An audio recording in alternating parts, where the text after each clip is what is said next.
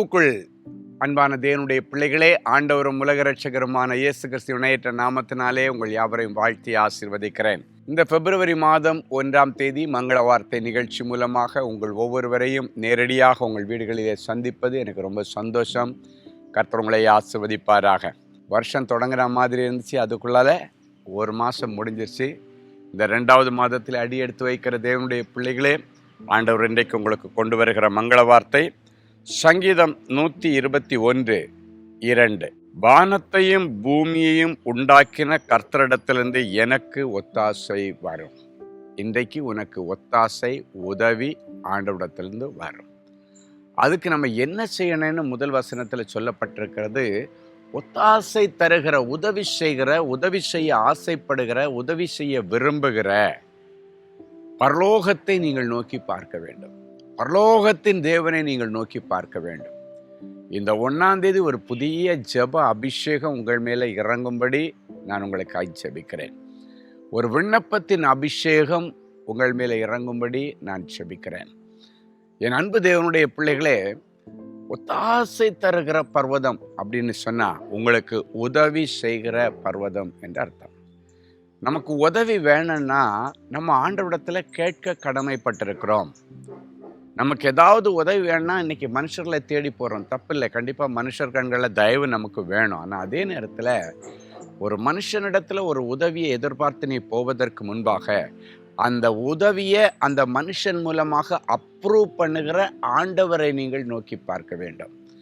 அவரிடத்தில் உங்களுடைய தேவையை சொல்லிட்டு நீங்கள் அந்த மனுஷர்களை பார்க்க போகும் பொழுது அந்த மனுஷர்களுடைய இருதயத்திலே ஆண்டவர் பேசி இருப்பார். சில நேரங்களில் நம்ம நம்பி சில உதவிகளுக்காக சிலரிடத்தில் போகிறோம், ஆனால் ஏமாற்றத்தோடு வருகிறோம். நான் நம்பி போனேன், இந்த உதவி செய்வாங்கன்னு, இந்த ஹெல்ப் எனக்கு கண்டிப்பாக செய்வாங்கன்னு நான் ரொம்ப எதிர்பார்த்தேன், ரொம்ப நம்பினேன். ஆனால் அவங்க எனக்கு செய்யாமல் போயிட்டாங்க. ஏன் செய்யலை அப்படின்றது அந்த இடத்துல ஒரு கேள்விக்குறி. அப்போ நல்ல கவனமாக கவனிங்க. வேதம் சொல்லுகிறது, பரத்திலிருந்து சொன்னால் ஒழிய, ஆண்டவர் கட்டளையிட்டால் ஒழிய உன் பிள்ளையால் கூட உனக்கு உதவி செய்ய முடியாது. அப்போ நம்ம என்ன பண்ணணும்? மனுஷர் கண்களில் தயவை எதிர்பார்க்கறதுக்கு முன்னாலே அந்த மனுஷருடைய இருதயத்தில் அந்த காரியத்தை பேசுகிற, நம்முடைய உதவியை அப்ரூவ் பண்ணுகிற பரலோகத்தின் தேவனை நோக்கி பார்க்கிற அந்த நல்ல ஒரு குணாதிசயத்தை இந்த 1ஆம் தேதி முதல் நீங்கள் எடுத்துக்கொள்ளும்படி ஆண்டவருடைய ஆவியினால் ஏவப்பட்டு இந்த காரியத்தை சொல்லுகிறேன். அப்போ பாருங்க, சங்கீதக்காரன் சொல்லுகிறான், அப்படி நான் ஆண்டவரை நோக்கி என் கண்களை ஏறெடுத்து என் தேவைகளை சொல்லும் பொழுது வானத்தையும் பூமியும் உண்டாக்கின ஆண்டவரிடத்திலிருந்து எனக்கு உதவியும் ஒத்தாசையும் வரும் என்று சொல்லுகிறார். ஒருவேளை ஏதோ ஒரு காரியத்தில் ஆண்டவருடைய உதவி இன்றைக்கு அர்ஜெண்டாக எனக்கு தேவைப்படுது, இம்மீடியட்டாக இன்னைக்கு ஆண்டவர் உதவி செய்யாவிட்டால் இன்னைக்கு என்னுடைய நிலைமை என்ன ஆகுன்னு என்னால் சொல்ல முடியலை, ஆண்டவராக பார்த்து இன்னைக்கு மனம் இறங்கலைன்னா, இன்னைக்கு இந்த குறிப்பிட்ட காரியத்தில் என்ன முடிவு வரப்போகுதோ எனக்கு தெரியலை என்றெல்லாம் சொல்லி ஆண்டவரிடத்தில் ஏதோ ஒரு உதவி கேட்டு இந்த காலை வேளையிலே நீங்கள் அமர்ந்திருக்கலாம். இன்றைக்கு ஆண்டவர் உங்களுக்கு உதவி செய்ய வல்லவராக இந்த மங்கள வார்த்தை மூலமாக உங்கள் மத்தியிலே அவர் எழுந்தருளி வருகிறார். அவர் உங்களை கண்டிப்பாக விசாரிக்கிறார். உனக்கு என்ன பிரச்சனை மகளே? இன்னைக்கு என்ன பிரச்சனையோட காலையில் எழும்பி உட்கார்ந்து என்ன செய்ய போகிறனோ ஆண்டவரேன்னு சொல்லிட்டு இருக்கிற அந்த பிரச்சனையை இப்பொழுது உதவி செய்கிற தேவனுக்கு நீ தெரியப்படுத்து. வேதம் சொல்லுகிறது, கேளுங்கள் அப்பொழுது உங்கள் சந்தோஷம் நிறைவாய் இருக்கும்படி பெற்றுக்கொள்வீர்கள். உங்கள் சந்தோஷம் நிறைவாக இருக்கணும். இந்த புதிய வருஷத்தில் சந்தோஷமாக சமாதானமாக ஹாப்பியாக வாழணுன்னு ஆண்டவர் விரும்புகிறார். அதுக்கு நல்ல ஜெப வாழ்க்கை ரொம்ப முக்கியம். ஆண்டவரோட நடக்க இந்த வருஷத்தில் நீங்கள் முடிவெடுத்து ஒரு தீர்மானத்தோடு, ஆண்டவரே நான் உங்கள் கூட தான் நடப்பேன், நான் உங்கள் கையை பிடிச்சிட்டு தான் நடப்பேன் ஆண்டவரே, உமக்கு பிரியமாகவே நடப்பேன் ஆண்டவரே, உமக்கு பிரியமில்லாதது எல்லாத்தையும் விலக்கி விடுகிறேன் ஆண்டவரே, எனக்கு கண்டிப்பாக நீங்கள் தான் உதவி செய்யணும் ஆண்டவரே என்று சொல்லி ஆண்டவருடைய சமூகத்திலே அவரை பிடித்து கொண்டு கிரிப்பாக நடைங்க. ஆண்டவர் இல்லாத ஒரு வாழ்க்கை, கிரிப் இல்லாத எவனோ தானவோன்னு அப்படியே போகும். அந்த கிரிப் இல்லாத வாழ்க்கை என்ன ஆகுன்னா, பிடிமானம் இல்லாத வாழ்க்கை உங்களை திடீர்னு சறுக்கி விட்டுரும். பிடிமானம் இல்லாத வாழ்க்கை திடீர்னு நமக்கு விபத்துக்களை கொண்டு வந்துவிடும். எனவே நீங்கள் ஆண்டவரோடு நடக்கும்போது உங்களுக்கு நல்ல பிடிமானம் இருக்கும், கிரிப்பாக இருக்கும், லைஃபே ஸ்ட்ராங்காக இருக்கும், லைஃபே ஸ்டெடியாக இருக்கும்.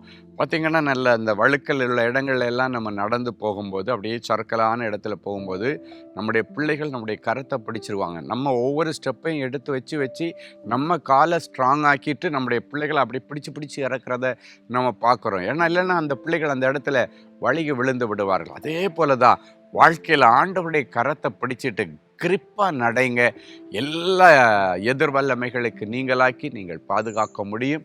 நம்முடைய ஆண்டவருக்கு அநேக பெயர்கள் உண்டு. அதில் ஒன்று எபினேசர். எபினேசர் என்றால் ஒத்தாசை செய்கிற தேவன், உதவி செய்கிற தேவன் என்ற அர்த்தம்.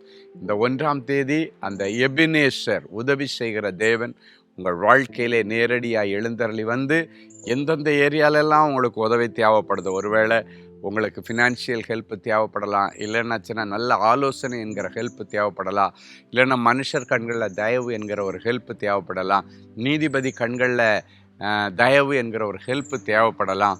ஏதோ ஒரு ஹெல்ப் உனக்கு தேவை, இல்லைன்னா ஏதோ ஒரு குறிப்பிட்ட பாவத்தை மேற்கொள்வதற்கான உதவி ஹெல்ப் உனக்கு தேவைப்படலாம்.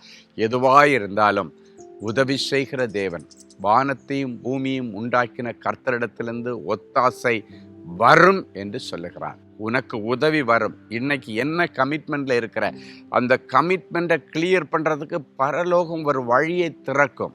இன்னைக்கு நிறைய பேருக்கு நான் பணம் கொடுக்க வேண்டியது இருக்கு, என்ன செய்ய போறேன்னே தெரியலை, வாக்கு கொடுத்துட்டேன் ஆனால் கையில் ஒன்றுமே இல்லை, என்ன பதில் சொல்கிறதுன்னு தெரியலை அப்படின்னு உட்காந்துருக்கிறீங்களா? காலையிலே ஆண்டவரிடத்தில் வச்சுங்க, ஆண்டவரே இந்த மாதிரி ஒரு தேவையோடு இருக்கிற ஆண்டவரே எனக்கு ஏதாவது ஹெல்ப் பண்ணுங்கன்னா ஆண்டவர் உதவி செய்து நீ வெட்கப்பட்டு போகாதபடிக்கு அந்த கமிட்மெண்ட்ஸ் எல்லாம் கிளியர் பண்ண ஆண்டவர் ஒரு ஸ்பெஷல் வேயை திறந்து தருவார். நீ கடன் வாங்கி கடன் அடைக்கிறது ஆண்டவர் செய்கிற உதவி என்று நீங்கள் எடுத்துக்கொள்ளக்கூடாது.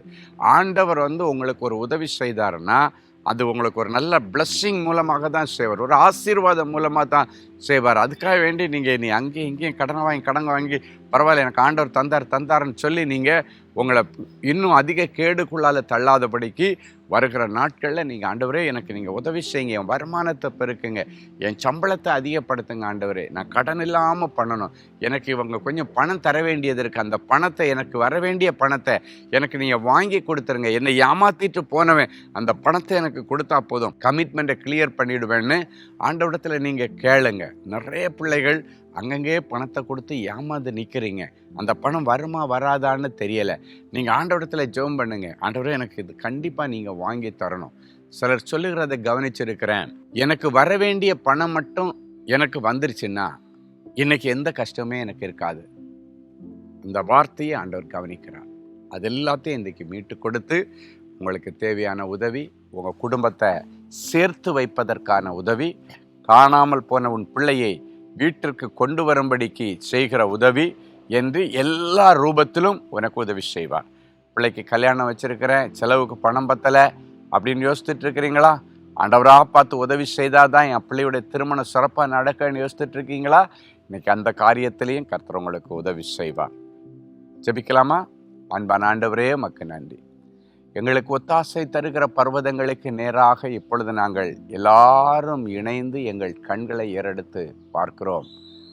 வானத்தையும் பூமியும் உண்டாக்கின ஆண்டவரிடத்திலிருந்து என் பிள்ளைகளுக்கு இன்றைக்கு விசேஷித்த உதவி வருவதாக, விசேஷித்த ஒரு அற்புதம் கிடைப்பதாக. என்னென்ன காரியங்களிலே ஆண்டவரே இன்னைக்கு எனக்கு உதவி தேவைப்படுதுன்னு உங்கள் சமூகத்தில் வந்து என் பிள்ளைகள் ஜெபித்து கொண்டிருக்கிறார்களோ அத்தனை காரியங்களிலும் உங்களுடைய உதவியை அனுப்பும்படி தேவ தூதர்களை அனுப்பி அந்தந்த இடங்களில் என் பிள்ளைகளுக்கு தேவையான உதவிகளை செய்து என் பிள்ளைகளை நீர் மகிழ பண்ணுகிறதற்காய் ஸ்தோத்திரம். ஆண்டவரே, இந்த புதிய மாதத்திலே என் பிள்ளைகள் அடியெடுத்து வைத்திருக்கிறார்கள். இந்த மாதம் முழுவதும் என் பிள்ளைகளுக்கு சந்தோஷமும் சமாதானமும் நிறைவாயிருக்கட்டும். இந்த மாதம் முழுவதும் உடைய கரத்தை பிடித்து கொண்டு கிரிப்பாக இந்த உலகத்தில் வாழ என் பிள்ளைகளுக்கு அனுக்கிரகம் பண்ணும்.